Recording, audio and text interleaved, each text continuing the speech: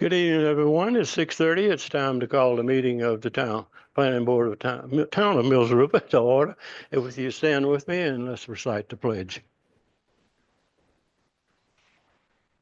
I pledge allegiance to the flag of the United States of America and to the republic for which it stands, one nation, under God, indivisible, with liberty and justice for all. Thank you. Glad to see everybody out on this cold evening. I think the first order of business tonight is swearing in of our new member.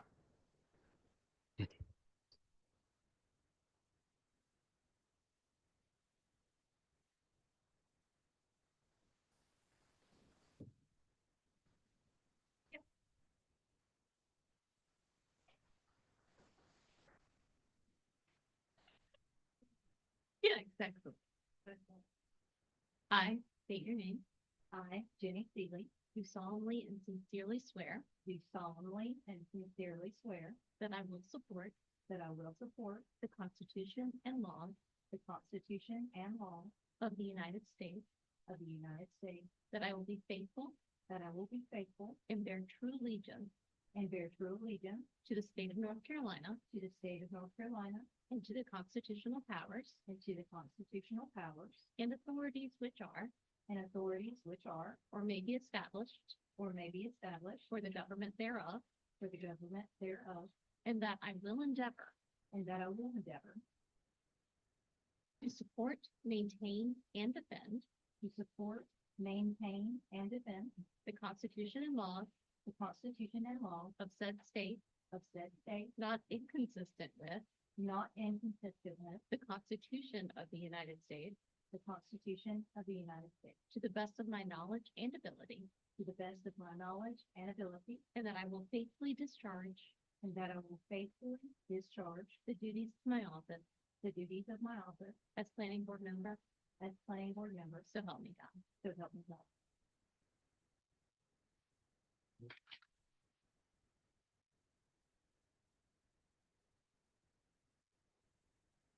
Go. There's your microphone.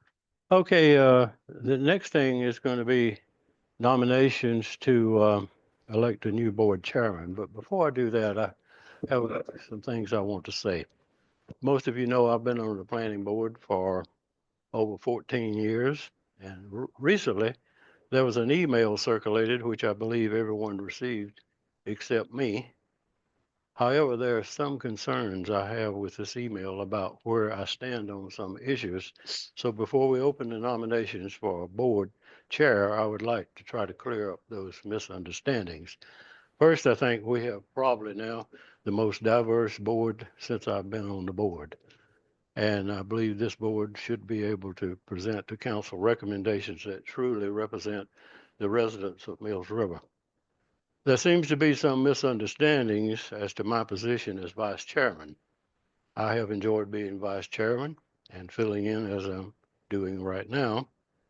However, to clarify the position taken in the stated email, I would like to continue on the planning board as long as council would like, and I would gladly accept any position, be it chair, vice chair, or as always, a regular member. And I will be in attendance at all the meetings unless it's a dire emergency. I will also be attending most all council meetings as I have in the past. I believe perfect attendance at planning board meetings and council meetings should be each member's desire to be fully informed on the efforts to maintain the rural environment we love here in Mills River. And having said that, I'd like to open the nominations for board chair. And I would like to place the nominations, the name of Mike Cole. Do I have a second? I'll second. All right. Are there any other nominations for board chair? Yeah, I thought about that and I want to can I nominate somebody different? I do not want to serve in that capacity. Okay. And I nominate Lisa, Marino, Okay. chairman. Is there any other nominations? I second that nomination of Yeah, Lisa I second him. Any other nominations? All right. All in favor of Lisa becoming board chair? Aye. Any objections? Aye. At this point, I think it's proper we turn over the. You ready? You want to take it from there or? We need to do a swearing in, correct? Well, yeah, she's got to be sworn in first. She don't have to be sworn in though, does she? No. No? Okay. She's already a member. I didn't know if there was a separate swearing in for chair. My mistake.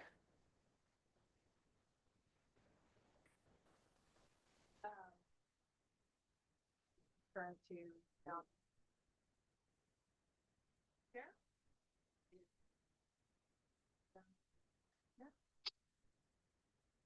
I'd like to nominate somebody. A brief question before I do that. Want to clarify, I am completely unfamiliar with this circulating email you're I am too. mentioned. 100%. So if you think something happened, and that is to the staff, there were no quorum email, I do not know what you're referring to. I will say openly, every single person except for our newest member knows that when Jeff Moore was elected to town council, Yes. I made it a point to talk to everybody to get their opinions one-on-one, 2 people max with me in person, some just a brief email, Lonnie, other longer conversations on the phone. Didn't break any of our quorum rules. And what I wanted to avoid in that conversation was today having blank faces staring at each other and no one knowing who they're going to nominate. I don't like that. I don't think it's professional, and I'm glad that didn't happen today. The question I have is, do you have any interest in the vice chair role if you were to be nominated? Mr. Foster's made it clear that he does, correct? Is Yeah. that correct, Jim? Yes. Yeah, I think we.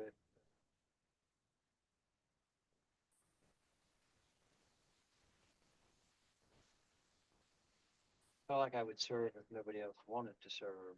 but,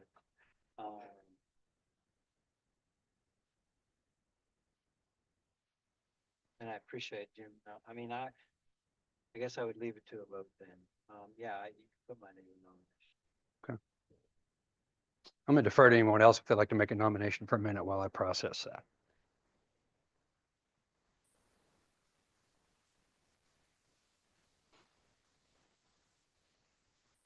Jim, can I ask you a question? Yes. You stated today that you're open to any positions, one of those being the chair, I assume. If in the future the chair position was offered to you, or if you were the vice chair and the chair stepped down, you would be willing to step up into that chair role? Well, of course, Okay. that's the purpose of the vice chair. Well, Step let's up. let everyone make sure we understand that we're not having any behind the scenes conversations here. One of the conversations you and I had for a qualifier, this is just me, for the chair, whoever that is, that they be dependable. Okay, your dig of attendance didn't go unnoticed. Lisa heard you, Michael heard you, I heard you, everyone heard that. That is critical. The vice chair is all of those things, in my opinion, that it takes to be the chair and the willingness to operate as the chair. When you and I last spoke, you personally to me, not third person, told me you were not interested in the chair. Now, I think you misunderstood that. Fair enough. That's why I'm asking Because today. you and I have talked about a lot of things and we've sort of had an understanding between us participating in board, as you know. Yeah.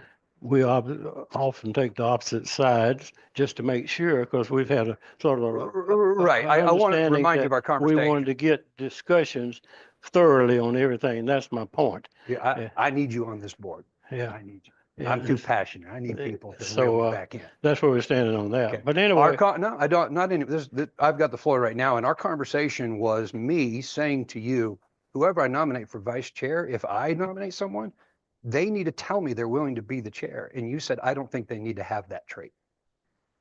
That aside, I take you at face value that there was a misunderstanding there. You are not a dishonest man in any way. I am incredibly thankful for your role as a vice chair here. If you are in fact willing to be the chair in the future, if that comes, I would like to nominate Jim Foster to be the vice chair of this planning board. I think you've done a great job, sir. I will say. well, of course I Okay. do. And of Thank you course, for clarifying that. and here. I'm not here to have an argument with you tonight, because I think we've That's not worked an together very well over the things, doing what we have a sort of Okay. We do.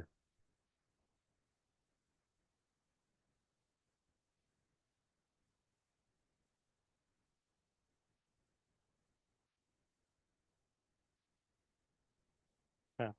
Aye. Aye. Unanimous. Thank you, Jim, for taking the time. Okay. Oh, sorry, I didn't have my mic on before. Wake up. Next is approval of the agenda. No, sorry. Next is adoption of the 2025 meeting schedule. I'll do a brief introduction. Not a lot to go through here. Traditionally, every year, council adopts the meeting schedule, which includes all of the advisory boards as well. But at the organizational meeting, at the first meeting of the year, the planning board adopts their schedule and can make modifications to it. I will highlight the one date that is not the normal first Tuesday of the month meeting is September 9th for the planning board. Usually we try to reschedule that one because it falls after Labor Day, a holiday. So there's been potentially conflicts for attendance issues there.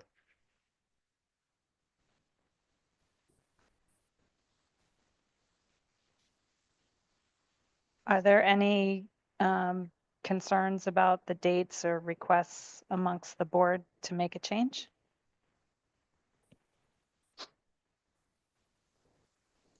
Okay.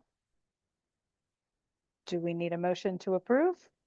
Yeah, you could just do a motion to approve the schedule as presented, excuse me. I'll make a motion. We approve the Town of Mills River Planning Board meeting schedule as presented. That's second. Thank you. Vote. Aye. Aye. Okay. Moving on to the minutes from the meeting on November 12th, One step 2024. back, Lisa. Yes, Brian. One step. Approval of agenda. I believe approval of agenda was next.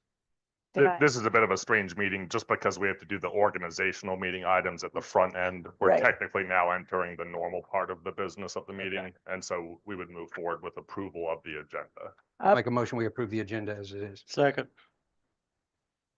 Do we have a vote? Aye. Aye. Now, how about approval of the minutes from the November 12th, 2024 meeting? I have reviewed these minutes. Has anyone else noticed any discrepancies? I did not notice any. I didn't know. That question answered, I'll make a motion. We approve the minutes from the November 12th, 2024 planning board meeting. All right, can we have a vote on that? Aye. Aye. Aye. All right, so that concludes that business, and now we can turn to staff, see what updates they have for us. Hope everyone had a happy holiday. No Woo-hoo. updates. Yay.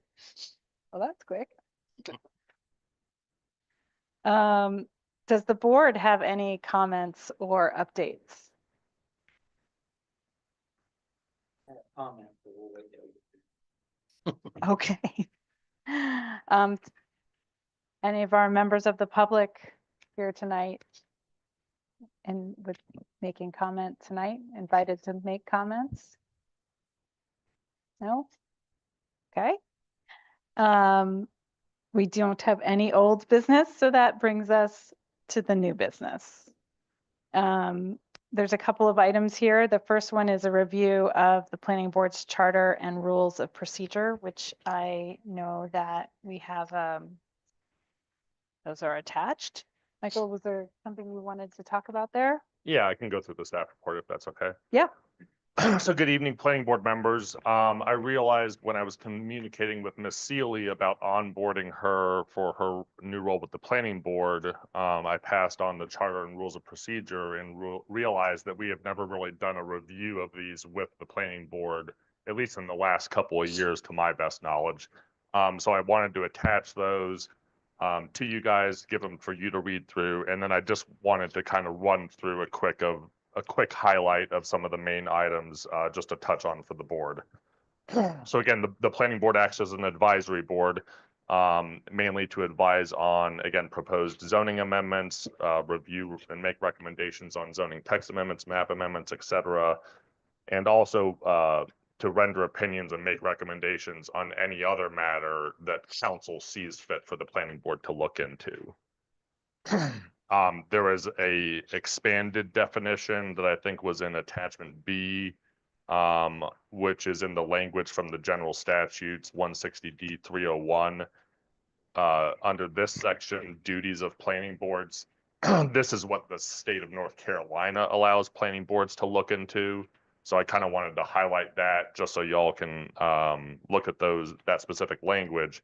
But because the planning board was created by town council after the town incorporated, it's those first items under purpose and powers under Article 2 of Attachment A, that is basically the charge and purpose and authority of the planning board.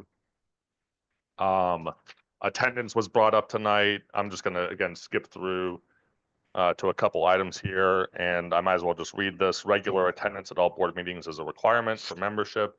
Member may be replaced by town council within its sole discretion if the member is absent for 2 consecutive board meetings and the chairperson of the board or his or her delegate may give a member an exception to the attendance requirement for good cause. I'll defer to the clerks if this is different, but normally when we do send out the planning board packet and basically put the board on notice that the meeting is coming up, that's when we ask if there's going to be any excused absences, so we know in advance, and so we know if there will be a quorum that we can move forward with business at the meeting. Moving forward onto the next page, page 3 of 7, section 4 at the top. We did call a special meeting or two last calendar year, so I thought it'd be helpful to review this real quick. So the chair of the board or a majority of the members of the board may at any time call a special meeting of the planning board, basically signing a notice stating the date, time, and place of the meeting and the subjects to be considered. So when you call a special meeting, it has to be for a specific purpose, and we have to stick to that purpose when the meeting comes up.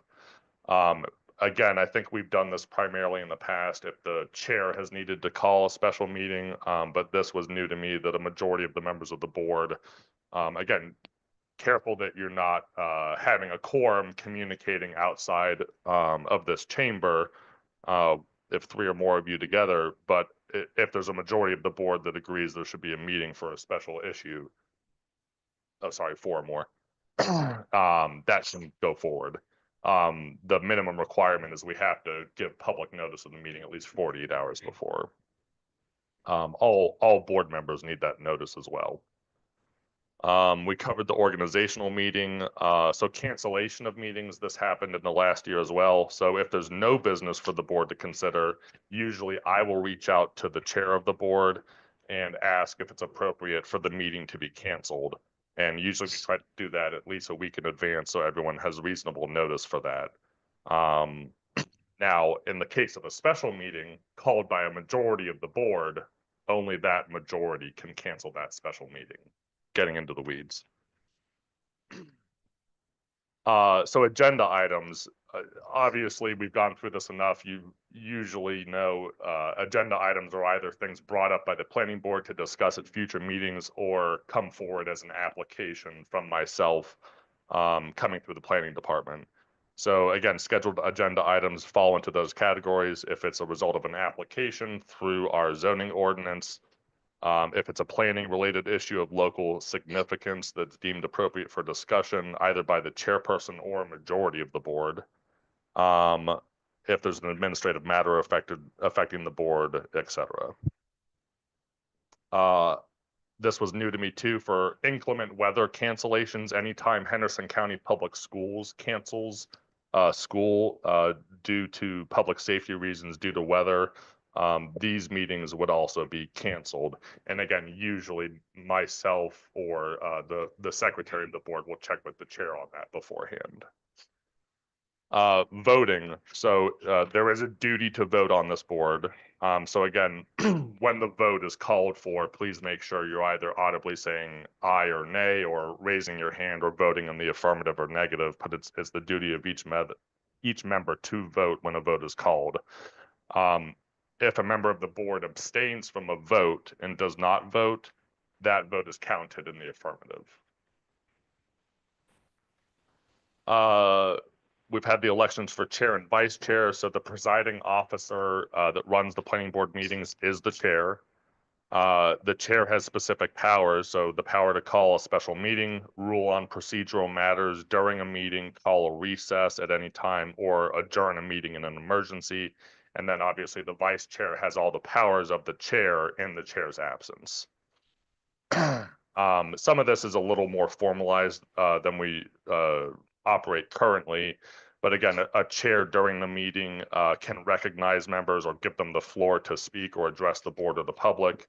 And we talked about this, rule on points of parliamentary procedure, include ruling out any motion clearly offered for obstructive purposes or inappropriate, determine if a member or speaker has gone beyond the reasonable standards of courtesy in their remarks, entertain or answer questions of procedure during the proceedings of the board, call a recess, etc. Now on to page 6 of 7. The only thing I wanted to reference, and I don't think we'll get to this point in our proceedings, but if there is a question about procedure and how this board moves forward, we are, according to this charter, bound by the Roberts Rules of Order for procedural guidance. Great. That's my quick summary. Thank you. I think that was incredibly helpful. Does anyone have any questions or comments? Get this to us in plenty of time. But here it says that the agendas and materials should be provided no less than 7 days prior to the meeting. And I don't mind getting it on Friday because I can't look at it till the weekend anyway. But I didn't want you guys to get in trouble for not having the 7 days. I mean, can we change that or? So the charter can only be changed by council. I would say similar to find the correct section here. Page.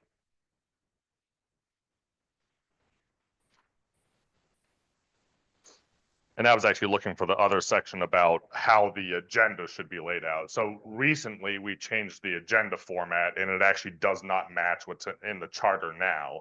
So I would just say if the planning board wishes materials to come forward earlier, just let staff know. No. I'm good with it the way it is. Yeah. I just want to make sure. Yeah. We're not breaking the law, yeah. Where's We that at on page We do 4? try to always, I mean, just for expectations, we do try to always get the planning board packet out on the Thursday before the meeting to give basically 4 or 5 days notice ahead of time. Usually council packets are delivered, I think, the Monday before the meeting, so 3.5 days in advance. It's fine. I just make sure. So Michael, I had some questions. You've answered a bunch of them. I'm just going to say them so I make sure. The last page is the general statute. That's North Carolina. When you say general statute, that's coming from the state. Correct. Okay, working backwards here. The secretary. You may have just said something about it because I was trying to, is that you? Are you our secretary? Yeah, I'm pointing to her, not you, Arlie. So that's the secretary on page 6. Correct. The secretary is basically the clerk to the board. Right, got it. Voting, you mentioned abstaining and the duty to vote. What about an unexcused absence? Because I believe Mr. McCarran explained that to town council for them. Is that the same for us? An unexcused absence? Is that an affirmative vote? I believe that's what was said to council.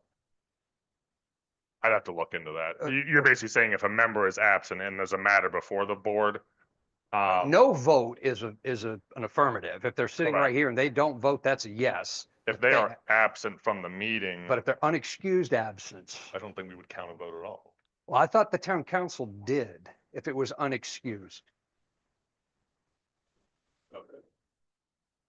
Again, we're in the little in the weeds. I get that, but We can get back to you on Okay. that. Yeah. this is just a comment. It's not labeled, but it's page 1 of 7. So it's the first one with the red A at the top. I just want to point this out for the items B and C in new business. Article 2, purpose and powers, you'll see on the end of the second line, talks about why the purpose of the board, matters pertaining to orderly growth and development. I couldn't highlight that enough for our purpose as a reminder of my passion you hear sometimes. Thank you. Well, after that comment, on the fourth bullet point down, it says developments conform to the principles and requirements of the adopted comprehensive plan for road improvement. This was great. As you can tell, I mean, we read it, several of us did anyway. Just reaffirms what I feel we're supposed to be on. So, thanks for that. We may want to put that on the first January meeting next year as a reminder, like, hey, just a reminder, does anyone have any questions? Maybe not a full review. I Thanks for that, as always, Michael. Thank you. Yep. Any other questions or comments before we move on? I think I have another staff report to present as well. Mr. Malachek? Sure. So if we're ready to move on to the next item, we're going to be reviewing Senate Bill 382, which has now become law, technically is now Session Law 2024-57 from the North Carolina Legislature. So I'm going to read some of this from the staff report just for background for the public and those listening online. So Senate Bill 382 was originally filed as a dental practice reform bill on March 28th of 23. Went through multiple reviews and no action was taken on that bill in 23. So on November 19th of 24, Senate Bill 382 was, I'll use the term resurrected in a conference committee and basically was forwarded on to both chambers of the North Carolina Legislature, the House and the Senate. This was done in conference committee. So that basically means the bill language as presented to both bodies was not up for amendment. The House, after receiving the conference committee report or the proposed language for the new Senate Bill 382, placed it on their calendar and voted 63-46 to pass the bill that same day, November 19th of 24.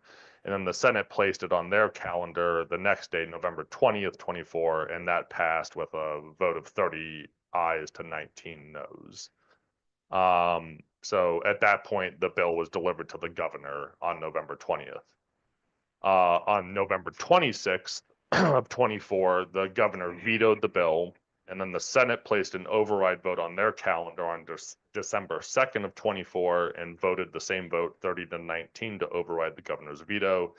And the House put it on their calendar, removed it a couple times, but on December 11th of 24 voted 72-46 to override the governor's veto. And when you have both chambers of the state legislature overriding the veto, the bill is ratified and becomes law. So although we'll continue to refer to it as Senate Bill 382, it's technically now Session Law 2024-57. So the most concerning thing about the bill is specifically a new provision on downzoning, which was the last page of the 132-page bill, subpart 3K, section 3K1A. And what this does is it makes changes to the state land use law, chapter 160D, which you've heard me reference before. So specifically, chapter 160D 601D talks about the ability or the inability to downzone properties. So again, decreasing uses. Previously, chapter 160D stated no downzoning of a property could occur without a property owner's permission unless the downzoning was initiated by the local government. So this is basically what we were doing through the rural residential rezoning process. And again, in the old language, downzoning was defined as decreasing density or reducing permitted uses, either through a rezoning or through a zoning text amendment. So the new language that is now law states that no downzoning of property can occur without a property owner's permission, written consent, no matter what, whether you're a local government or not. So long story short, the town of Mills River as a local government cannot downzone someone's property without their written consent per this law. The other item that was changed is the definition of downzoning was broadened. So I said before, downzoning was defined as decreasing density or reducing uses. There's a new definition that basically describes downzoning includes the creation of any type of nonconformity on land. On land not in a residential zoning district. So that could be a non-conforming use, non-conforming lot, non-conforming structure, non-conforming improvement, or non-conforming site element. And those are not all defined, so still working through that. And then lastly, the bill contains language backdating it by 6 months. So basically, any amendment that is a downzoning that's initiated by a local government starting on June 14th of 2024 is invalidated. So again, the policy analysis of this is basically if the town of Mills River is going to downzone property through this new definition, either through a rezoning or a text amendment to our zoning code, we must obtain written consent from those property owners affected. I touched on rural residential. So while we've gone through the full process of public hearings and public notice for the rural residential rezoning, at this time, we obviously do not have written consent from those property owners. And the advice at this point is to not move forward with that because we would be in violation of state law. We also want to avoid being a test case for this through the courts. We don't want to be in that position. That's my question on that.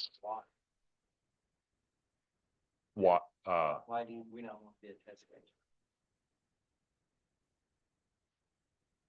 Oh, Because, yes, because that would involve the town possibly going through multiple courts to challenge this law, which would cost the town a significant amount of money. But again, that's a decision for council to make. This is just what we've gotten so far in me conferring with other people in the planning field, with our town attorney, town manager, and also our UDO consultant. Could I ask a question? Of course, How did they consider downzoning? The value of the property or what they? no, so it's it's just based, well, now it's been expanded, so let's touch on uses first. So and let's use rural residential and mixed use zoning district. I can do almost anything with my land. Rural residential obviously extremely limits the amount of uses you can do on your property. So that would be a downzoning. Another example would be let's say neighborhood commercial zoning going to MR30 low density residential, because neighborhood commercial allows some light commercial uses that aren't allowed in MR30. Going from that to MR30 would be a downzoning too, just on uses. Touching on density and going back to the rural residential example, because we were proposing to go from one dwelling per 30,000 square feet or the 30,000 square foot minimum lot size to 1.5 acres, we would be proposing to decrease density. The number of units per acre would be going down. So that also would be triggering this downzoning. The non-conformity part's a little more difficult because the definitions aren't all in the state law. But a non-conforming use is basically one where I'm doing this use on my property now, let's say an auto repair garage. And let's use rural residential again. I'm operating an auto repair garage in mixed use. And let's say the rural residential rezoning went through. Repair garages are not permitted. That now is a non-conforming use, and per our zoning code, it's limited on how I can expand that, how I can continue. You can continue to operate a non-conforming use, but there are limitations on the expansion or improvement of that use. So because non-conformities are now in this downzoning definition, that would qualify as well. I see.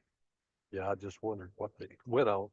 Well, is there any new ideas out there that we could look at toward limiting or try to slow down the growth that, you know? Michael, do you mind if I vomit on this? It's, I don't think anyone's been more involved than me on this one. I'm going to really short and sweet here.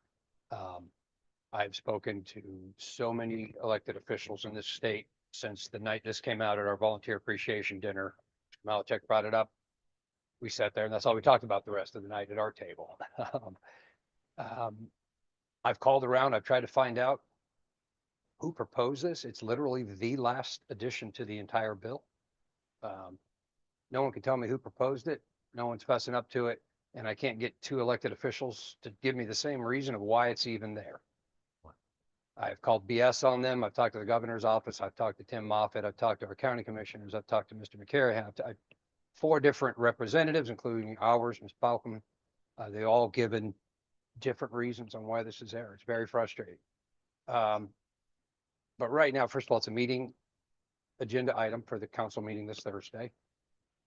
Mr. McCarahan is familiar with, I believe it's called the League of Municipalities. Again, some nods over there if that's not showing up on camera, since we're still, I believe the public's still seeing this.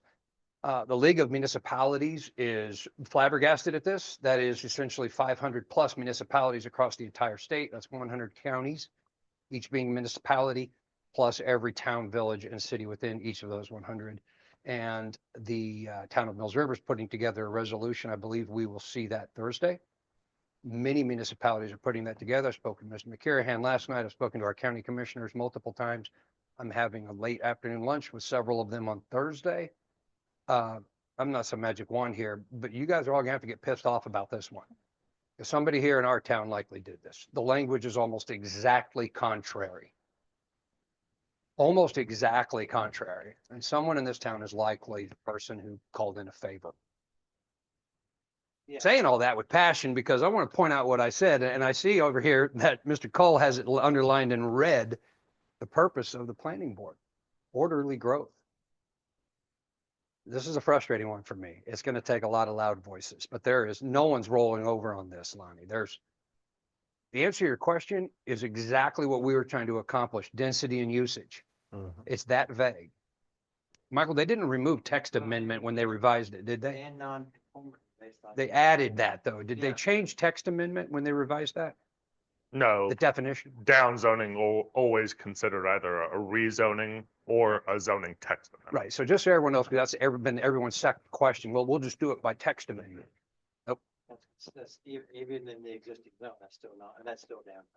Exactly. So now, and we all have a different opinion on where the line's drawn, but some people, and I'm one of them, believe that the attorneys, when they fight this out, are going to say, even if you tell me I can't shine a light, you're restricting my use. I think it's going to go that far.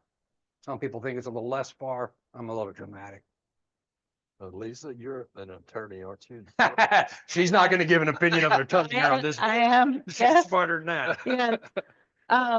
Well, I mean, I think one thing that's really important to note to the public of town of Mills River, particularly the members of the town that were in favor of this, is that even if it had been passed after our special meeting Yeah. last summer, 6 months. this new state law would have vetoed it. So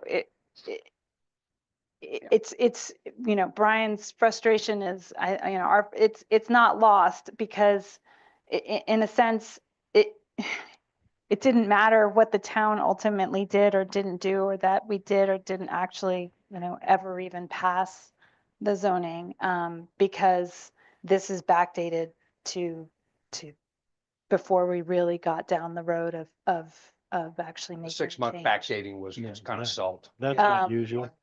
My question, and I know I'm just throwing these out there, but so does the text say that the initiation is it the date that the down zoning is initiated, or the date that the legislative body passed it, The adoption. the adoption? It'd be based on adoption. Okay. We've looked through all sorts of, let's get by the mayor at the last meeting in December made it clear that he does not want to be that test. Okay, Tim Moffett brought up North Carolina recently passed a law for, if you're familiar with local bills, I know that table over there probably is. He said, you know, one option would be to pass it and then go to the state senate with the local bill request.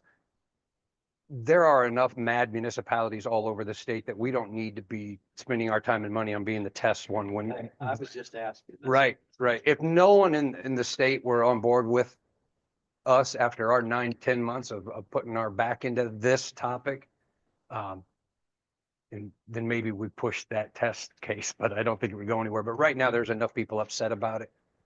Oh, I that's say to be we- the fact. I mean, I think it's originated locally. I think I can connect the dots. I don't think it's that difficult to do.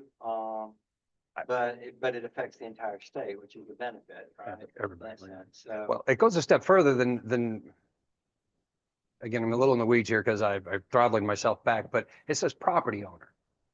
So the residents of Mills River could vote 100% to none, and we still couldn't do it. Because it says property owner, It not does. residents. yeah, so it says local municipality or other party. Any municipality.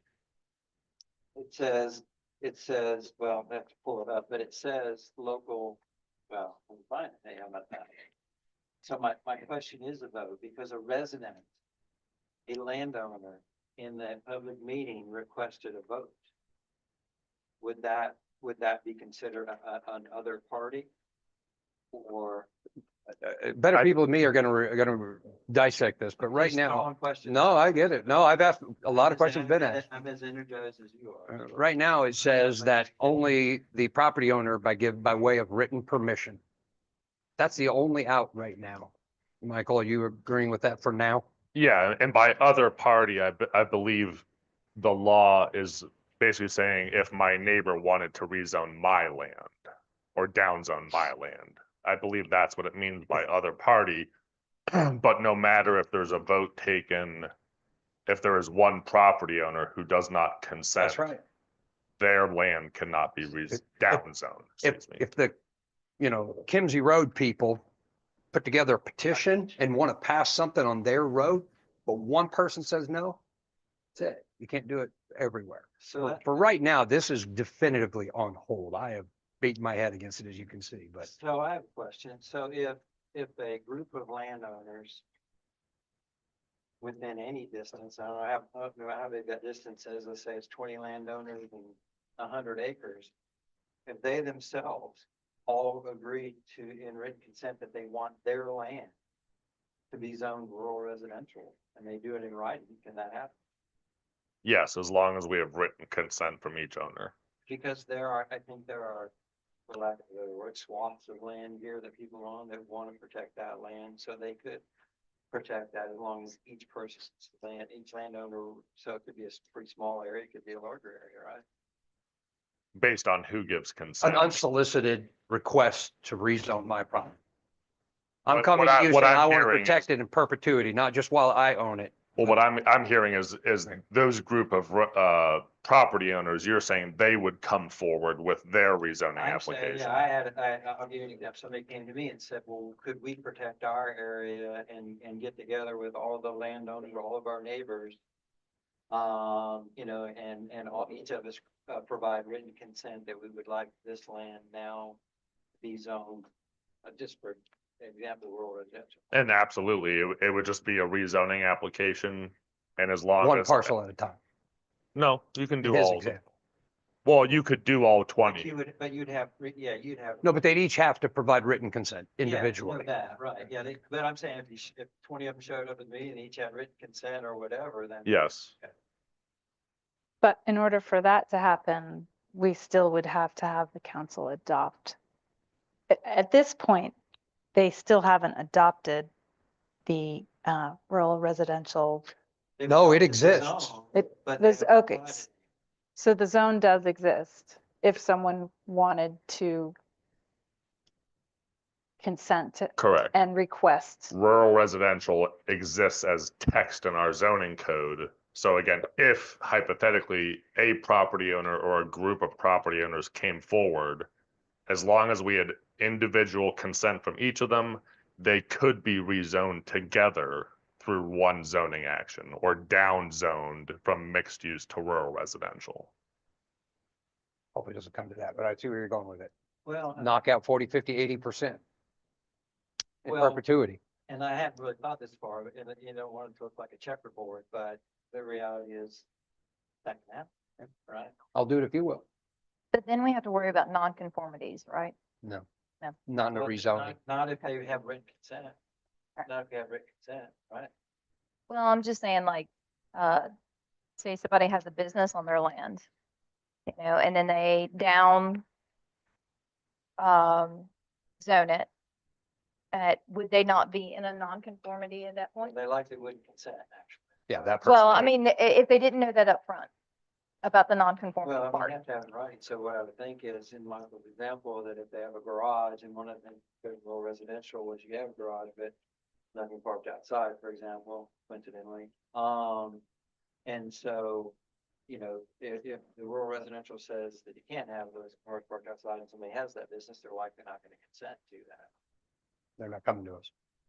No. We're still in the very early stages of this, so this will be discussed and some next steps will be presented at the council meeting on Thursday, but I'll just say one of the items, the UDO consultant recommended was the development of a zoning consent form. So the property owner just doesn't sign a piece of paper. We would have an explanation of these specific terms, definitions of these terms, make sure that property owner had an understanding of what may happen to their property. And then they would sign on the dotted line consenting to all of that. Now, if this gets appealed in court, what happens? Can they still adopt some of it? I don't know. Right now it's state law. I would think until it's overturned in court, which could take some time, it's state law. Yeah, I believe that the bill is actually going, the governor has already. It's law. It is it's- not a No, bill. but they're bringing it to court. It's already, so, Constitutional. yeah, Yeah. It's not. I don't think it's necessarily this part that has drawn the governor's attention, but yes, I read recently that it is under, they are going I to, believe that's a Helene funding, is the primary catalyst for that part of it. yeah. The new government. So I think its overall status is probably yet to come, but it will be a long time before a decision, before. I know you're not going on to C yet there. Yeah. Chair, but a big part of C for me is going to be how much of these conversations do we have when we know we could? I want to talk about density. I want to talk about usage above and beyond just the rural residential rezoning that was proposed. We're going to have to talk about these things anyway. We can't just, but I don't believe this board's going to have, other than an angry private voice that I encourage you all to do, and hopefully compelling others. I don't know that we're going to be able to do much on that. But The that town leads- is all over it. That leads to my Mr. McCarrahan, question, yeah. whatever this is, with things to consider and so forth. Number two, consider speaking of local bill exempting SPP. How we do that?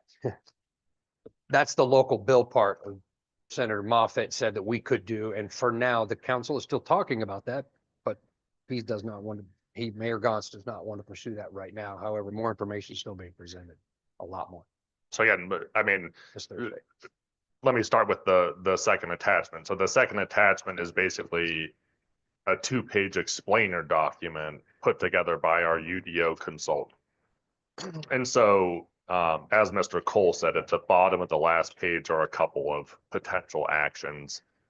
A local bill is basically just like Senate Bill 382, a bill of the state legislature exempting a specific local government from a provision of state law or something else specific to that local government. So that is a option any municipality or county in North Carolina has, is that they could go to their elected officials at the state level and ask for a local bill exempting them from these changes. That would have to come out of an action from council. Come this Thursday, the meeting, it's an agenda item. Well, it also There'll be a says in presentation. here, lean into conditional rezoning with new conditions. You have to have consent. That is the problem. If I'm sorry. it, if this remains state law, conditional rezoning already requires written consent. So basically, conditional, let's use multifamily as an example. In the last year, we changed the multifamily application process from special use permit to conditional rezoning. That's not considered a downzoning, it's considered, a process or application change. So the town theoretically could say, okay, if you're gonna do a non-residential development in this part of the town, it has to be a conditional rezoning. And that is a method to gain control over something without downzoning the land.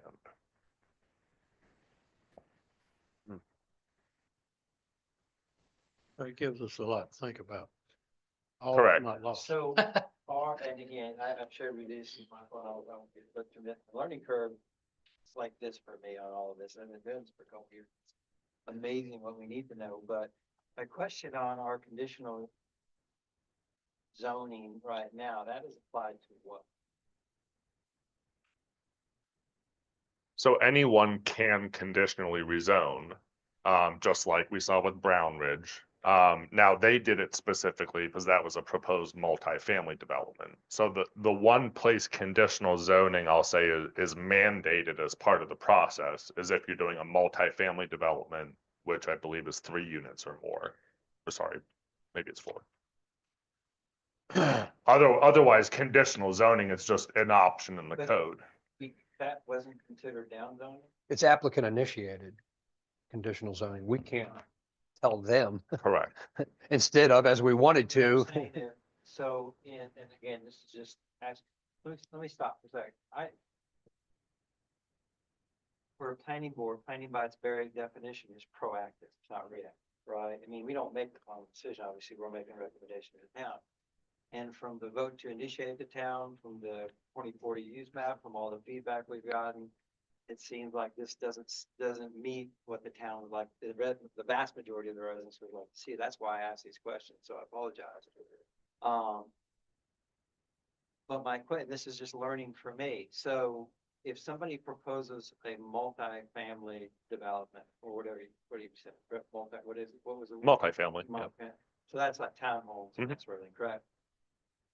And they want to do that in Mills River mixed use, that's currently not allowed by right, Correct. and therefore they would have to request that. Yes, but if they were to do that through the conditional zoning, they would be giving their consent to go through that process. And if it were approved, we'd have to have written consent, for specific conditions attached to that rezoning. So that's how you get around it. The Senate bill or Session Law 2457 basically says the down zoning can still occur. You just must have the written consent. So in theory, Brown Ridge, if we want to, I don't know if I'd call it down zoning, but because they consented to go through that conditional zoning process, even though it might be considered a down zoning, the town is protected because they consented to that as the property owner. Now, this is getting in the weeds, but with Brown Ridge, it was a developer acting on behalf of the property owner. Right. And so that's where staff would need to develop very detailed forms to make sure everyone's on the same page. Doesn't being a registered agent satisfy that? I would want to develop forms that are a little tighter than what we have now for Okay. that. Because they are a registrant when they do that. Yeah, and when they did apply, we made sure, obviously, the property owner consented to through an appointment of agent form. Is there any zone within Mills River where the townhomes can by right be, No, so that's where the condition, that's where the owner can request it. And for conditional rezoning, for the purpose of people watching, once we grant that and it's accepted, that's all they can't build a garage. It's for that specific purpose. correct. So So that kind of limits some of this. I've often said, and I still say it, and I said from day one I moved here, the biggest thing I see as far as controlling the growth is we have no limits on by right. But when we use the conditional rezoning, we've solved the problem for that specific piece of property. Correct, because in a conditional zone, you're rezoning, and I should have explained this, you're rezoning to a specific district Yeah, with a specific limited set of uses that are agreed upon by both the town and the applicant. So does that mean that something we could consider is, so right now, multifamily developments are something that are not, it's not allowed by right, must be done through conditional rezoning. So what I'm hearing is that maybe some of the uses, are we able to change some of the uses that are allowed by right to now only be allowed through conditional rezoning? I would rephrase it differently. So Okay. we wouldn't even be changing uses. We would be developing new processes, application processes, and development standards for specific uses already allowed in that district. And we're not touching the density, we're not touching the uses at all in mixed use in whatever district we're looking at. We're just doing and again, this is all hypothetical, it would be doing a zoning text amendment to some other part of the zoning code saying, trying to think of an example. If I'm going to do a new grocery store or whatever the example is, these are the very specific development standards that now apply to any new development. And this is the application process, and that may be conditional zoning. But then going through that conditional zoning in your example,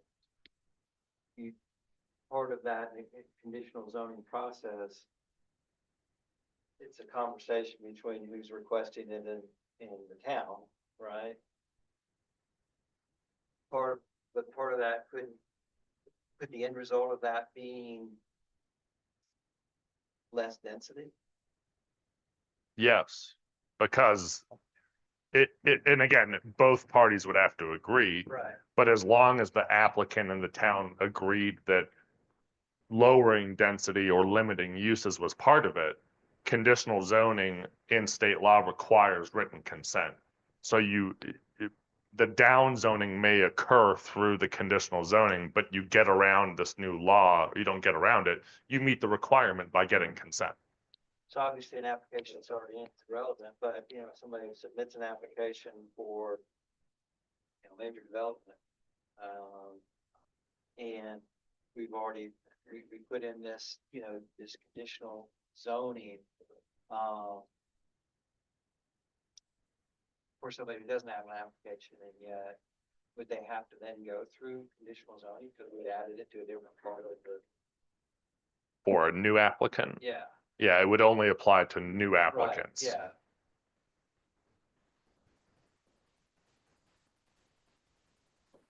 Michael? Not that we would do it. In theory, we could make it more relaxed without their permission. On item 2 about the exemption, do you know if any other municipalities are asking for that? Have you heard anything?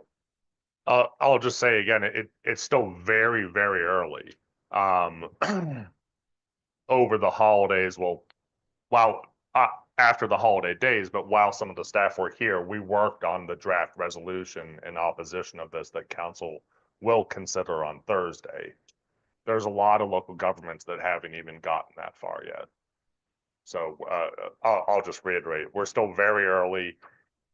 This state law change happened very quickly right before the holidays. Some local governments have not even had the opportunity to meet and may not meet till the end of January. So right now, I think by at least considering a resolution, we're being proactive. And again, the point with that is to tell the Mills River specific story about the rural rezoning, about what residents wanted in the comprehensive plan, and also about the UDO project, you know, the largest investment in updating planning and zoning codes the town's made in its history and the impacts on I'll that. tell you, these other municipalities are plenty upset about it. I won't say his name, but one of the county commissioners and I were talking a few weeks ago. He told me, relax, it's not a big deal. They wouldn't take our ability to be in control of our zoning. Then the county attorney got to read it. And if you watched the county meeting last night, it was not, they realized it was their eye opener. So, you know, Mr. Lapsley, the chair, They're plenty upset. That's happening all over the state. These first meetings after the holidays, they're just now starting to happen. So we're all angry and rightly so, but you got to let this play out for a little. It's going to be months. This is not a Right. days or Well, weeks thing. But I mean, we had a sense of urgency as a planning board in January of last year, right? And And then it got back.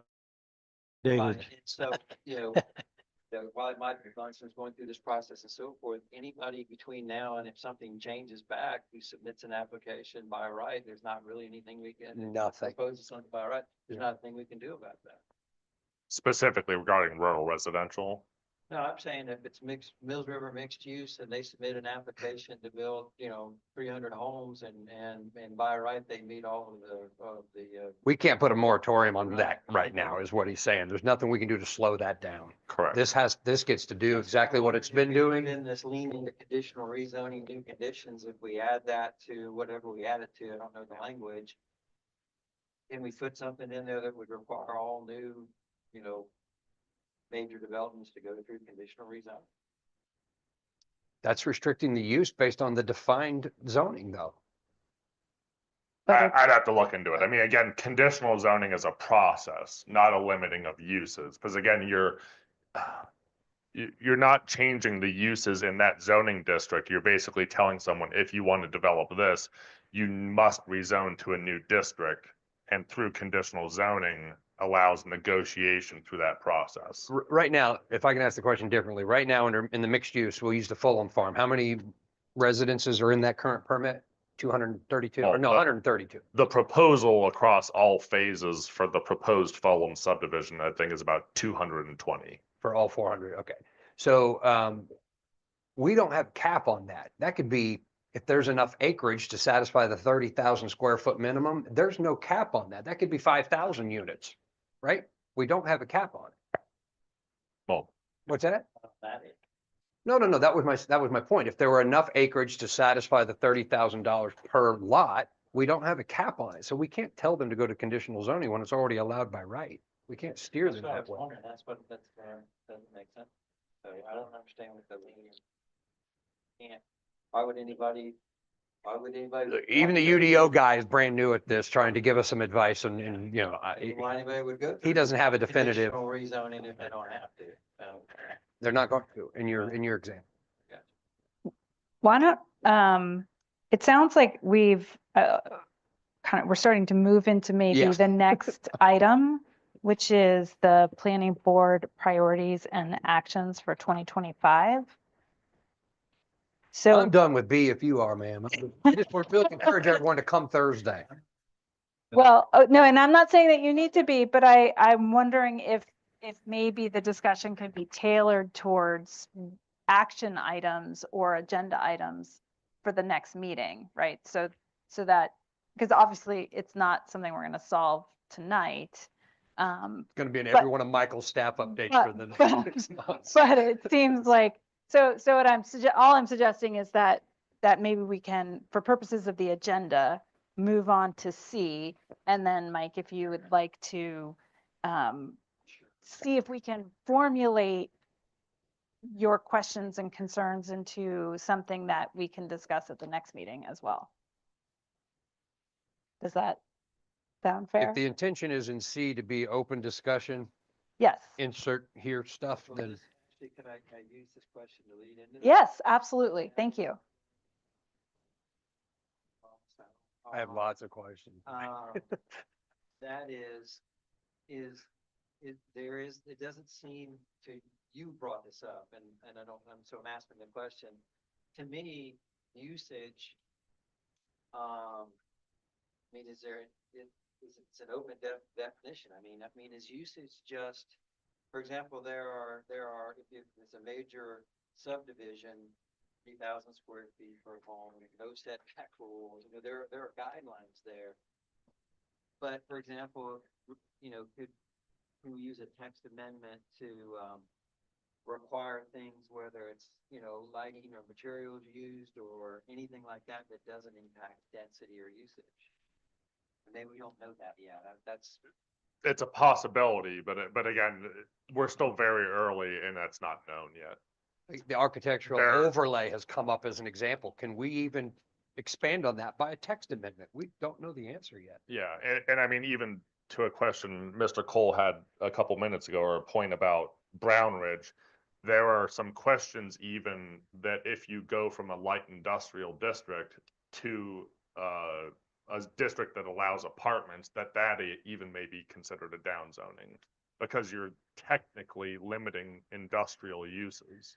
So again, there's a lot of unanswered questions that, as the chair has said, we're gonna need some time to let play out. And I would say, I mean, I do want to discuss next steps, but I would just caution to avoid taking any immediate action in response to this, because we just don't know all the answers yet.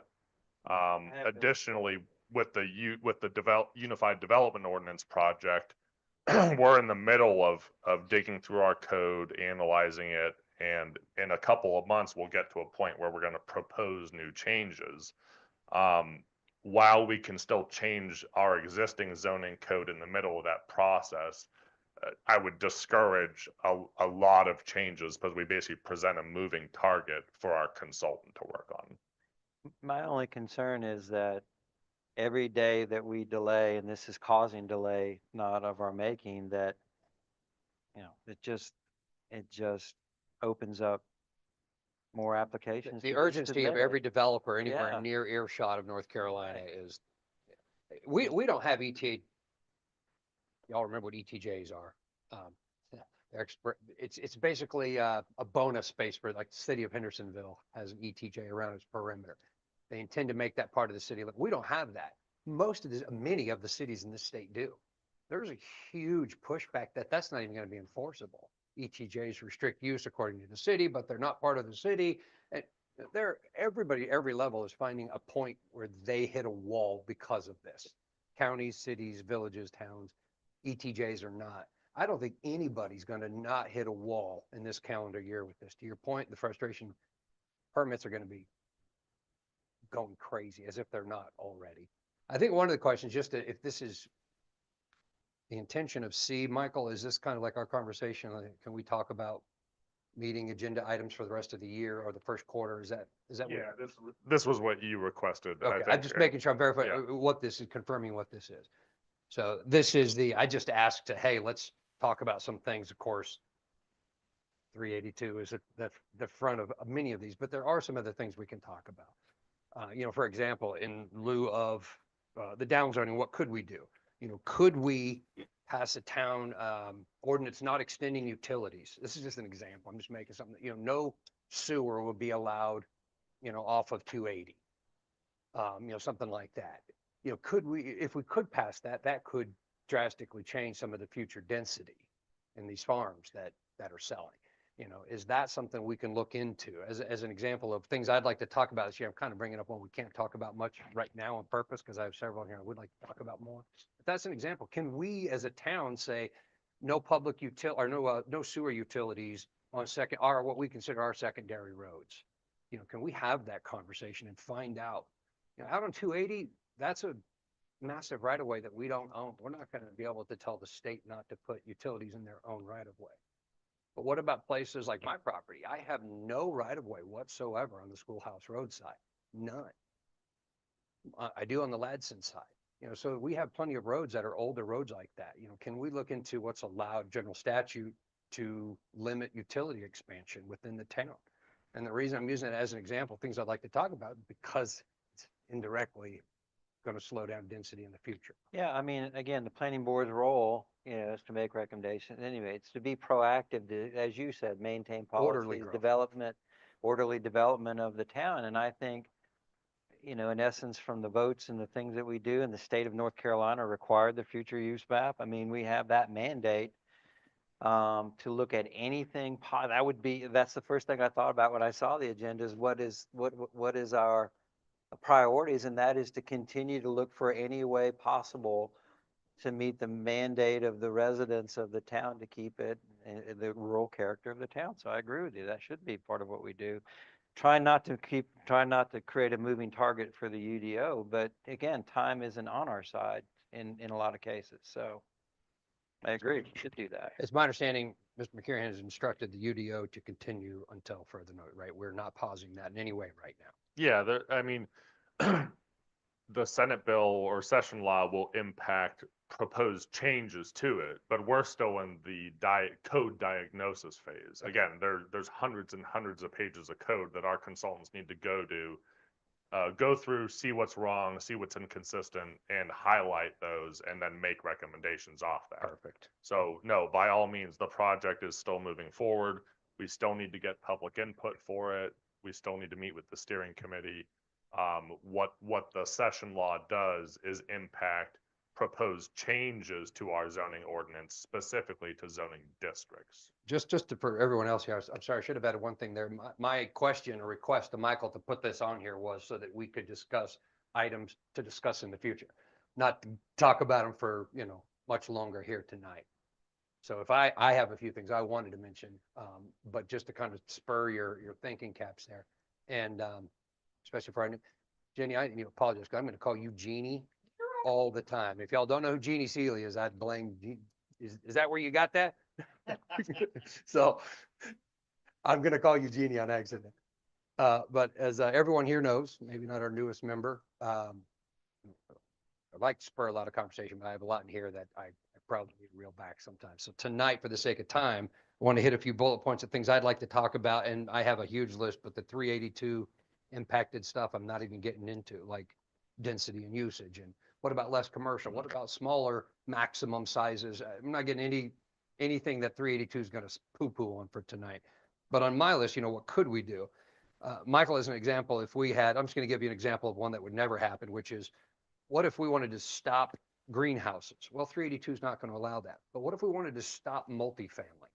Because that's not allowed right now. What if we wanted to pass something, because it is allowed by conditional zoning? But what if we wanted to say it's not allowed, not even by conditional zoning? Are there things that fit that are we allowed to say, even under conditional, certain things are just not allowed, period? A strip joint. I don't want a strip joint in Mill River. What about all these pot shacks that are going up all over the county? Well, the strip joint's I not don't- allowed. What's in- that? The strip joint's not allowed in Mills River mixed use. So it's not allowed in mixed use, but I'm talking about conditional. So, and I don't know that it's not allowed. I don't Conditional, know. it is in a zone. Conditional is a request by a landowner, right? No, but what I'm saying is, can we have a list of things that are just not allowed, period? Like, let's say multifamily over, I'm just gonna make something up, multifamily over, how many units are in So Jeffers? something that 98? doesn't exist, we want to add, make sure it doesn't. That it can't be obtained Right, I through got way you, of yeah. conditional zoning. I guess. Isn't that part of we can't revise our current development standards, but we could possibly create new ones? Isn't that what you were suggesting? Yeah, well, we can revise our current development standards as long as we're they- being careful with uses and density. So like the architectural standards were mentioned. Right, but in terms of new development standards, maybe since we already have something in for multi-use, that's maybe use strip joints or something like that. Let's go with to- multifamily, since I don't believe Multifamily. there's a zoning district that currently allows that, right? It has to be done conditional, Multifamily. multifamily, yeah. I would really have to look on the code. And again, this is Be nice if we had a UDO. This for is the you to just issue go- with, yes, this is the issue with our code is I know multifamily is listed as a use in some of those zoning districts, but it points to the conditional zoning process. And in others, it doesn't. Ooh, So okay, does that- it that's where define we- the term? Sorry, And does it define those terms differently? I'd in have those to two look into that. scenarios? So those are questions I would have, But we have, UDO would, well, UDO will have a definition of terms, but we're not there yet. We Right. don't have a directory for these people. There's not a place for them to go, this is the question, here's the answer, and there's not a place somewhere over here that's in conflict with that answer. He just did it to us right there. So the question is, if the only way to get there is through conditional zoning, could we recommend to town council to just not allow something even under conditional zoning? Because I don't see how that's going to be considered down zone. I'm just going to go, whatever that is. you know, a strip joint, a pot shack. Well, that gets to, you know, if you look at Mills River mixed use, there's only 3 things that are literally prohibited. So you can't take something that's allowable under listed there under various conditions, you can't eliminate that because that would be considered changing the usage. But if there's something that's not listed there, we could add to that list of things if it's not already another part of. Disallowing. Right, disallowing it, right. We could go through there and that way to say, you know, it has like amusement park for whatever reason that is allowable in Mills River mixed use. So, and I have 4 grandchildren, so my yard looks like that. But yeah, I assume we could, right? Add to the list of things that aren't allowable as long as they're not allowed in some other part of the zone under, even if it's under. Multifamily is not Yeah. allowed in mixed Yeah. use, right? Conditional zoning. Only through conditional zoning. But which again, I is- would need to look through the code and see if it's specifically listed in the zoning district. Okay. I agree. I mean, I think it makes sense to be proactive to say, okay, what do we need to look at and propose to town council that we not allow Mhm. to have happen in these various zones right now. Right. I remember the mayor was at a meeting and you brought up the agenda item from 2007, I think it was. Yeah. And he said they weren't concerned about it then because there weren't a lot of people wanting to. No one move was here, doing it, so develop we're it, not right. gonna do it. But my point is, yeah, we want to think about these things Right. before somebody else thinks about them to help control in an orderly fashion the Orderly. development of Mills River. So I think that's a great item to talk about in all of the various zones. But I know Mike was like, His ears just. don't do that. We want the UDO to do that. But I don't think we can wait in some cases because the folks who want to submit applications to do whatever they want to do to you know, to make a profit, if you will, they're not going to wait. You know, they're going to take advantage of the opportunity. And so I think we have to be proactive. And I hate it for the UDO folks, but oh Okay. well. Well, it sounds like that should be something, you know, that we can kind of do homework on and bring thoughts to the Sure. next meeting. Sorry. Oh, I Yeah, was go just ahead. gonna add one thing. Yeah. Do we have a limit on height of structures? Yes. Yes, Was by it a couple levels or by something? zoning district, there's different standards. I just wondered if that could be included too. So that's one of my, has an asterisk because 382 poo-pooed on it, vertical growth. Yeah, It's just, you can't restrict that usage. Yeah, because if you were to limit height or another dimensional standard of a structure, you could possibly create then non-conforming structures, which then would be a downzoning. But eliminate, but there are already restrictions on height. There are, right? but we can't make it more strict. Right, yeah, okay, sorry. okay. I missed 3 words. there. So when you lower the vertical maximum development, you lower population growth, orderly growth in there. And we had this conversation the last meeting we had. I did the math on it at, I think I used something crazy, like 3.1 people per house. And we have almost a 14% population growth on our books and open permits right now. That's insane. That is unsustainable. No municipality can handle that kind of growth in open permits. It's just, so the orderly growth is, so vertical is on the, for me, it's on the 382 poo-poo list. I want to talk about it, but I don't know how we do it right now. Another one on here I had was, this board, has a history, along with Jeff Moore of going to the town council meetings and using our 3 minutes of public speaking to push things that we talked about here. This is more for the chair and what you think about this. And I'm hoping and asking that we as a chair, as a board, when we have something substantial, and I'm not even going to want to define that at any point, substantial enough where the majority of the people feel like we should be an agenda item on the council meeting and say, hey, Mr. Malachek is presenting this to you in a very neutral way, which is what he's supposed to do. He always does. Or I want to see a little, but that's not his role. But I would love to see us as an agenda item at our request, whenever we feel that's significant and it fits that, whether it's the majority or the minority or both, if it's even, 4-3, I guess I'd like to hear, what do you guys think about us asking to be an agenda item for certain? We didn't even get an agenda item for residential rezoning. I mean, I agree with that. I don't know who dictates that, but I do think that in some cases, they may not, the council, and our job is to propose things to council and do their homework and that sort of thing is sometimes just beyond the vote, a yay or nay, or whatever the vote count was. I don't know if there's a lot of substance passionate substance that's, that is shared from someone on the planning board representing the majority to town council. Yeah, I'd love to see it. That's always part of Mr. Malachek's presentation, that it passed or it Well, failed 5-2 or 7-0 or whatever. I That's- think,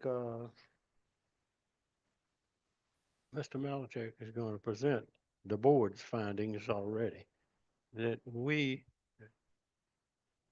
as citizens, ought to utilize, like you said, the 3 minutes as much as possible. I don't have a problem with continuing to do that. Yeah, And again, that substantial or significant, item, if we decide as a board, I mean, like residential rezoning, rural residential, I'm sorry, rezoning is a great example. That was Because we- significant enough. I feel like we should have made almost a but a then that's a presentation. whole different presentation, isn't it? And we've already discussed the matter, and Michael is presenting it as a recommendation from the board. And now, then we're gonna be bringing up another, we're gonna have to vote on, if we're gonna ask for an agenda position on the council, then that's another item that we're gonna have to vote on here. It's not going to be an every meeting thing. Well, I mean, But if it at happens any twice a meeting, year, I think feel like would it would have be to worth talking about. It'd have to be another, a separate thing entirely, but we do have the right. No, I don't. We think have it the has right to- now to exercise our 3 minutes. Right, but that's as a citizen, I think that even for questions from council, that I think somebody who represents the majority of whatever the vote was, let's say it's 5-2 or whatever. 7, yeah, sorry. Should be there to add the passion or the flavor and then answer questions from the council members. I mean, it only makes common sense to me that the council is doing the planning board is doing homework for the council. There should be the opportunity for questions and answers between representatives of the planning board and the council in order for them to do their job fully. Well, I think they have that option as now. If I'm in the audience and they want to ask me a question, and it has happened in the past with you and. With Mayor Gantz, he's a pretty unique mayor. Yeah, He loves and it. we, Jenny, he's picked on you or something. He's picked Yeah, Jeff that's what I Moore mean. to stand So up. they have that option now if they're really interested in hearing an additional opinion without us having to go through everything here, passing another resolution. I'm curious what anyone else so thinks. to I think I Mike agree and with I are you. on this one. You're on that one. I mean, anyone else have an opinion on whether maybe we go a year and there is nothing we need to speak to the board as an agenda, I'm sorry, council as an agenda item. Well, I think, for example, I'll give you an example, Jim. I think that when we had discussions and we created this rural residential zone and we went through and we, limited this and we asked for this and that sort of thing, part of that was also saying it doesn't mean it's an end all be all and this is it and it's never going to change. But I don't think that message got to council where once that zone, if it was ever implemented, you could still go back through text amendments and correct this and correct that Right. and so forth. But I'm not sure the council members knew that was our thought process, that we knew we could amend it after that if we found that we'd overstepped here or did something like that, that is an ongoing process. And so and I don't know this, I can't be in the mind of every council member, but if the council member thought, gosh, if we do this, that's going to eliminate all of this and we can never fix it. That's not true. And I think having somebody who represents the planning board to make those sorts of nuances clear is very important to allow the council to properly understand what we were thinking so that they can do their job that the residents have voted for them to do. So I think that was one great example, which I don't think that ever got through to them. So and that's our job to do that. So. So does anyone else have a view on this? Yeah, Have a view? I don't have a view, but I just heard a question, so I'll chime in. The mayor is the one that controls council's agenda and does that in concert with the town manager. So if it was this board's wish that occasionally, if for an item of substance, there be a presentation or an item on the agenda, that would be something we would need consensus on. I would work with the chair to present that to the manager, and the manager would then present that to the mayor, and the mayor would be the final say if it makes it to the agenda. Procedurally, that makes total sense. Yeah. For sure. But when I have council members say, well, we didn't know that this was going to happen at the public hearing. And somebody asked a question about something that happened in the town of Mills River, and a council member says, well, we didn't know that was going to happen. I'm thinking, well, that would be why we would want to do something like that, is to make sure that town council was fully informed. Yes, it's up to the mayor, but there's a reason for that, not to be every meeting, but if it's something that they need the full flavor of it, I don't think we'd be doing our job if we weren't there, discussing it further than just the vote. So, Billy, if I can ask you, if this board felt it was significant enough to request it, it would then, the chair, Mr. Malachek, would work on that request. Town manager presents agenda items to the mayor. It's not just us. So it would, all of those people along the way would have to go, yeah, this is substantial enough. There were checks and balances beyond us to kind of confirm the significance of it. I mean, if it was done that way, is this something you're with? Hey, do me to ask so directly. I just want to make sure we see the right picture of what's being requested. It is not unbridled take over the council meeting. I'm good with it, mainly because it will help people who do not watch online or come to the meetings understand the process that we take for the answers that we end up being recommended or not to council. Because a lot of people are kind of confused at that. They're like, I didn't wanted the board vote that way. It would be nice for us to stand up and be like, this is the reason why this is here. And if I have too much issue, I'll be there myself. So We've got our 3 minutes. We can't take that from exactly. us. So, I'm not worried about that, but it would be nice for further explanation, not only to the council, but to the general public. I agree. They're going to watch town council more than they're probably going to watch our Oh. board meeting. So, I Well- just, like when we had a public hearing, there were questions that were asked that didn't get answered because I'm not sure council knew what the answers were to those questions on the rural residential zone, and maybe we didn't have a thorough enough discussion with them. So I'll stop at that. But I think it's very important to do that if we can, when it's that important. So. Thank you. It sounds like, it sounds like something that there's a process that we can engage in if, as a board, we decide, if one of us or more of us says, okay, this particular issue, let's see if we can get this on the agenda, then we can vote on it. And, it definitely sounds like a step we can take if we so choose to do that in the future. So I think it's a good thing to have more front of mind than something we learned perhaps from last year. And again, it may only happen, as you say, once a year. It may not happen at all this year. It all depends on what comes in front of us and how the board feels about those issues. So Chair, I don't think there's a decision to be made on whether or not this is something we do. I think it's just something that can be brought up as Case by case. needed. Yeah. well, along that line, and I won't keep asking questions. I told you I had a long list, and I'm not gonna, this is the last one I'll ask for tonight, or I'll suggest. 4th of July, Christmas, we typically don't have meetings. We have about 10 meetings a year. Do you guys think this is a good idea to formally invite? There's 5 council members. There's 10 meetings. What if we ask that each of them commit to attending 2 of these meetings a year? I don't think anything can replace them sitting right here with us. I agree, but I don't, never mind. Yeah, if I'm a council member, I want to know as much as possible about the work that's being done. So Some of them watch. Mrs. Good's probably watching right now. Okay, a lot of them watch. But I don't know that it would be too much to ask. Obviously, we're not the enforcers in this. It's an invitation, Yeah. you know, where we formally, we can use our 3 minutes in that on the next meeting.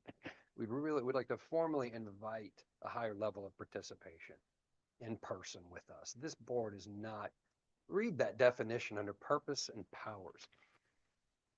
382 aside, this board's important.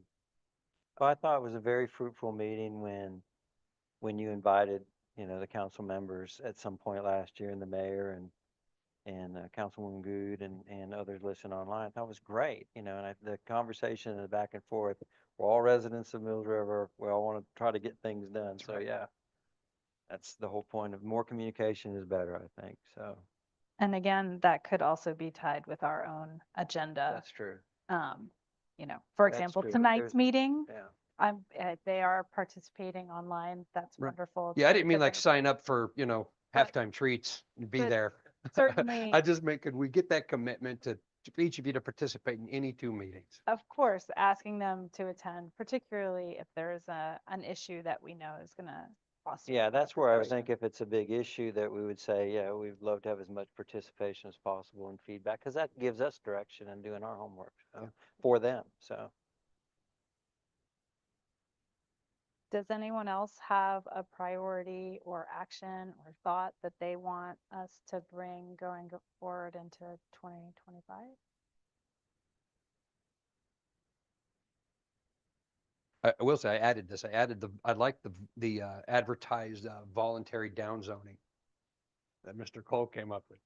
I think the town council might want to consider that. That's how the town got its town limits. Who wants to be in the town? Exploring No. centers for encouraging existing development compliance among these things, so that somebody comes and you say, would you volunteer? Yeah. Because All that's right. All right, I accept. I'll do it. I would like to see us, maybe wade into literally the waters of floodplain management this year. How to protect that, how to, manage it and every step. I think that's a great, Unfortunately, that's going to be a 380, in my Yep. opinion, it's going to be an issue because right now there is nothing to stop somebody from filling in flood, right? So, So, but that's allowed now, so Yep. we can't disallow it. so our hellbenders Yeah. are going on, or they're on the endangered, or, yeah, they are endangered, not extinct. So, is there any way that we can use federal law to skirt around state restrictions for that? Not to my knowledge. Your watershed, I believe, takes that stuff into consideration right now, and there's different levels of watershed ratings. What is it, 1 through 4? Something like, so, I don't think you're gonna get around that. I think it's gonna be construed as a restriction of use, no matter how we word it for right now, but that's on the list So here. we would have to campaign, those who own property, that is either in the plain itself or adjacent to the river in any capacity to see if they would want to limit. Sure, most of them are what we want. They're farmlands, but Mhm. like Jeffers Townhomes. Yeah. That's Phil. Pardee is Phil. Mm-hmm. So that's, I, on my item here is to stop allowing fill, but I can't bring. Yep. I'm not gonna take all of our time and staff's time talking about The the, UDO gonna be addressed that? it can't restrict it. Address what specifically? I guess. Floodplain. development in floodplain.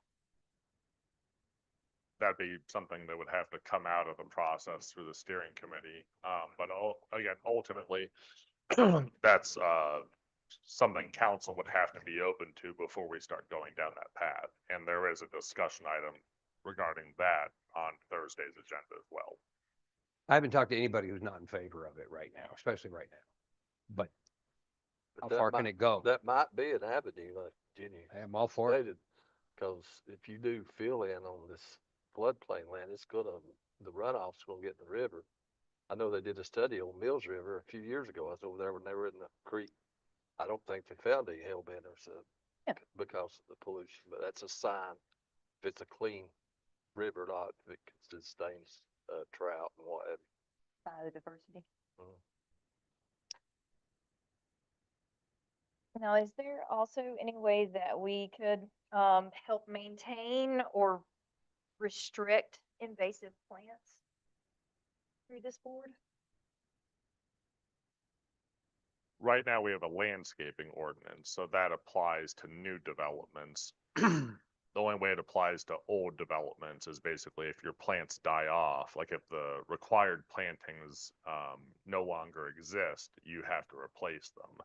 So it's possible we could focus on non-invasive or native species in a landscaping ordinance text amendment, which would not trigger the limitations of the state law.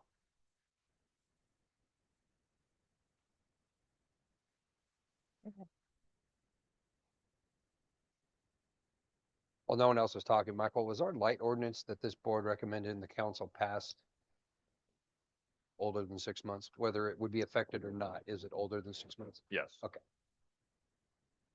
Thanks. I had a thought as far as future growth in this township. I wonder if we've ever looked into, like a public works department here, like that would take care of brush pickup once a week in the community or trash pickup, things of that nature.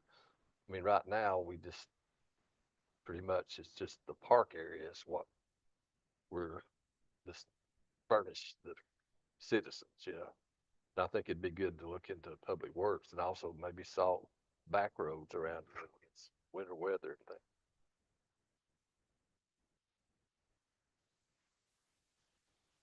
I have one more comment for whoever's listening, is the staff, and is the council and whoever and all the municipalities across the state that, you know, if this is rescinded, if this is amended and so forth, that they backdate it.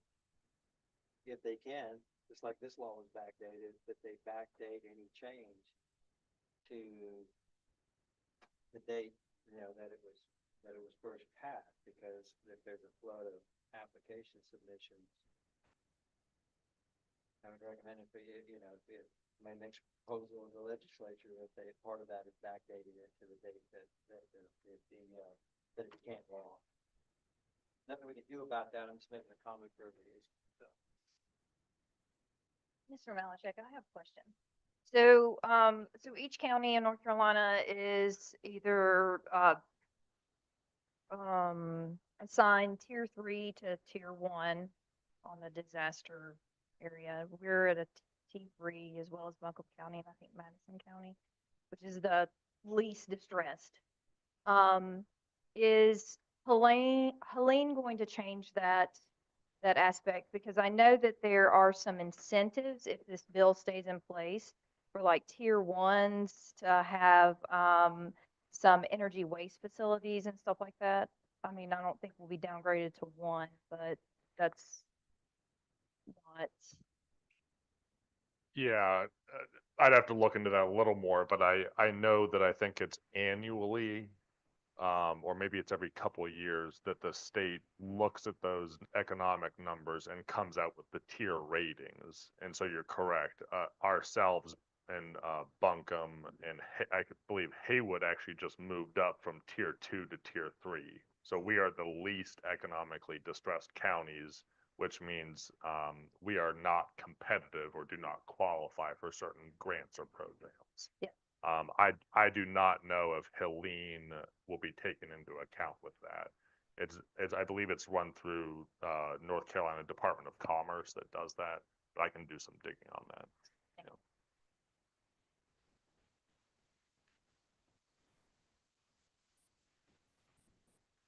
Any other comments or feedback for tonight?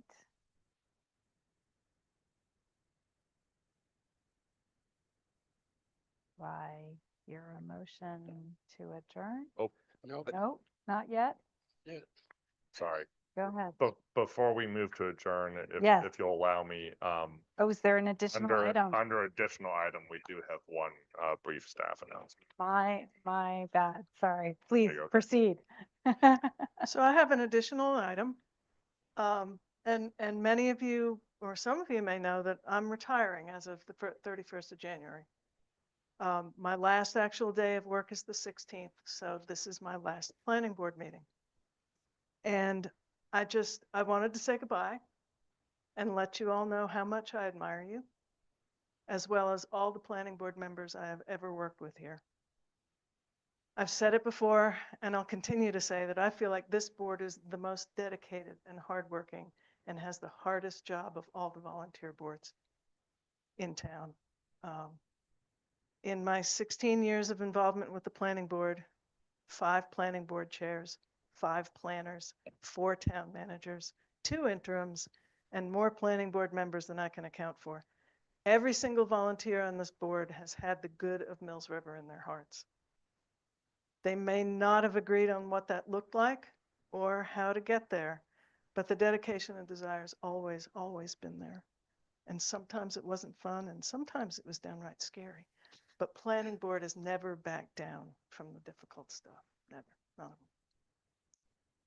I came to work for the town on December 1st, 2008. My first planning board meeting was December 2nd, 2008. And I started taking minutes at the December 16th meeting. We met twice a month for a long time then. I've learned a tremendous amount about a lot of different things from being here with you and town staff. And I do so appreciate the experience. And I thank you all very much. And any other planning board members who are listening, former planning board members, but thank you. Thank you. Thank Liz. you. Very, very.